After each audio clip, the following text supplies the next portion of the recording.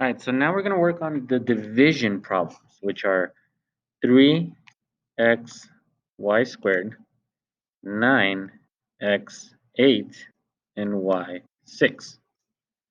So what happens here is that we would take each of these separately. So 3 divided by 9, x, and then remember that if there's nothing there, we assume there's a 1. X to the power of 1 divided by x to the power of 8, and then y squared divided by y to the power of 6.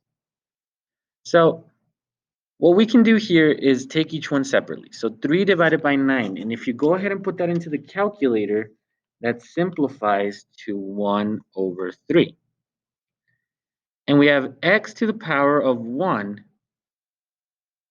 minus 8. So 1 minus 8 actually gives us x to the power of negative 7. And then 2 minus 6, so 2 minus 6 is y to the power of negative 4. Now, when we have negative numbers, they are going to go on the bottom of the fraction to become positive. So this answer should actually be written as 1 over 3, and then x to the power of 7 and y to the power of 4. And that's going to be our answer. So just think about that for a second. It would make sense that they're on the bottom, because let's say we look at y to the power of 2 and y to the power of 6. Or we can write this as y times y, and y times y times y times y times y times y. So whenever we see two y's, we cross them out. And if you notice, we have 4 left, but they're on the bottom. So that's 1 to the power of y over 4. So let's look at another problem. 8 x to the power of 8, y to the power of 7, 2 x to the power of 6, y to the power of 6.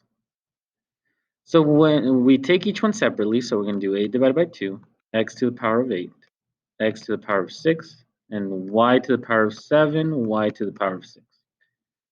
So when we divide 8 by 2, we're going to have 4. And then for x to the power of 8 divided by x to the power of 6, it's going to be 8 minus 6, which is going to be 2. And then y to the power of 7, y to the power of 6 is the same 7 minus 6, which is either written as just a y or y to the power of 1. And finally, we have another example where we have 15x squared y squared, and then 25x squared y to the power of 7.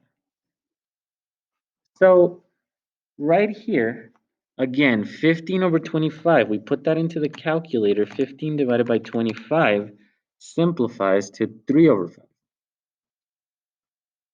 And then x to the power of 2 and x to the power of 2, if we subtract those, that's going to be 2 minus 2, which is 0. So x to the power of 0 actually equals 1.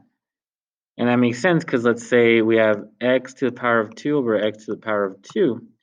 Since we have two things in the numerator and the denominator that are the same, that's going to be equal to 1.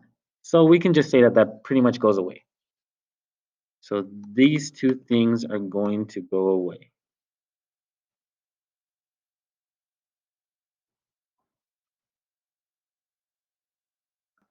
So that's 3 over 5. And then x squared are going to cancel out. And we have y2 over y7. We're going to subtract 2 minus 7, which is negative 5. Or we'll just leave it on the bottom, which is y to the power of 5. And that's going to be our answer.